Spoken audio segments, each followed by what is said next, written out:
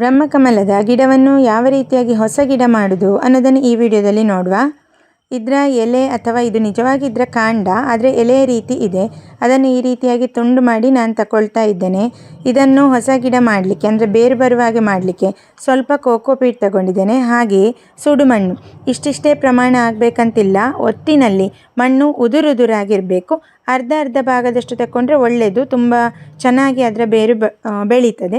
ನಿಮ್ಮಲ್ಲಿ ಮಾಮೂಲು ಮಣ್ಣನ್ನು ನೀವು ಬಳಸ್ತೀರಿ ಅಂತಾದರೆ ಸ್ವಲ್ಪ ಮರಳನ್ನು ಕೂಡ ಮಿಶ್ರ ಮಾಡ್ಕೊಳ್ಬೋದು. ನಾನು ಸುಡು ಮಣ್ಣಾದ ಕಾರಣ ಅದು ಆಲ್ರೆಡಿ ಉದುರುದುರಾಗಿಯೇ ಇರ್ತದೆ, ಆದ್ದರಿಂದ ಯಾವುದೇ ಮರಳನ್ನು ಉಪಯೋಗಿಸೋದಿಲ್ಲ. ಸಣ್ಣ ಪಾಟ್ ಸಾಕಾಗ್ತದೆ. ಇದಕ್ಕೆ ತೀರ ಏನು ಬೇರು ಬೆಳೆಯುವುದಿಲ್ಲ.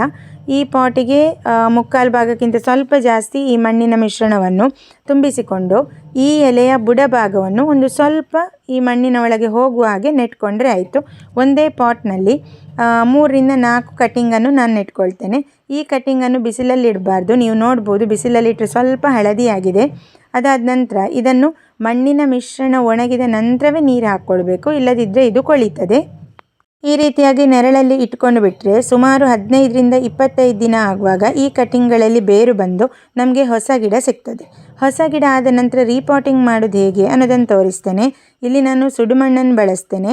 ಕೋಕೋಪೀಟ್ ಹಾಕಲೇಬೇಕಂತೇನಿಲ್ಲ, ಇಲ್ಲದಿದ್ದರೆ ಮರಳನ್ನು ಹಾಕ್ಕೊಳ್ಬೋದು. ಇದಾದ ನಂತರ ಇದು ನೋಡಿ, ನಾನು ಆಲ್ರೆಡಿ ಪ್ರೊಪಗೇಟ್ ಮಾಡಿರುವಂಥದ್ದು. ಇದರಲ್ಲಿ ಎಲೆಗಳು ಕೂಡ 2 ಎಕ್ಸ್ಟ್ರಾ ಬಂದಿದೆ. ಹಾಗೆ ಬುಡದಲ್ಲಿ ಬೇರು ಕೂಡ ಇದೆ. ಸ್ವಲ್ಪ ಮಣ್ಣು ಸಮೇತ ತೆಗೆದ್ರೆ ಸಾಕು, ಬೇರಿಗೆ ಹೆಚ್ಚು ಡ್ಯಾಮೇಜ್ ಮಾಡದೆ ಇದನ್ನು ಈ ರೀತಿಯಾಗಿ ಪಾಟ್ನಲ್ಲಿ ನೆಟ್ಕೊಳ್ಳೋದು. ಇಷ್ಟೇ ಮಾಡಬೇಕಾದ್ದು. ಇದಕ್ಕೆ ಬಿಸಿಲು ಹೆಚ್ಚಾದರೆ ಇದು ಹಳದಿ ಬಣ್ಣಕ್ಕೆ ತಿರುಗ್ತದೆ. ಬೇಸಿಗೆಯಲ್ಲಿ ಸ್ವಲ್ಪ ಜಾಗ್ರತೆಯಾಗಿರಬೇಕು. ಹಾಗೆ ಇದಕ್ಕೊಂದು ಆಧಾರ ಬೇಕೇ ಬೇಕು, ಇಲ್ಲದೇ ಇದ್ದರೆ ಇದು ನೆಲಕ್ಕೆ ಬಿದ್ದೋಗುವ ಹಾಗೆ ಆಗ್ತದೆ. ಯಾಕಂದರೆ ತುಂಬ ಗಟ್ಟಿ ಇಲ್ಲ ಈ ಎಲೆಯಂತಹ ರಚನೆ. ಪ್ರತಿ ಸಲ ಮಣ್ಣು ಒಣಗಿದ ನಂತರ ಅಷ್ಟೇ ಇದಕ್ಕೆ ನೀರನ್ನು ಹಾಕ್ಕೊಳ್ಳಿ. ನಿಮಗೆ ಮಳೆಗಾಲದಲ್ಲಿ ಗಿಡ ತುಂಬ ಹೂ ಬರ್ತದೆ. ನೆಟ್ಟು 1 ವರ್ಷದಲ್ಲಿ ನಿಮಗೆ ಒಳ್ಳೆಯ ರಿಸಲ್ಟ್ ಬರ್ತದೆ.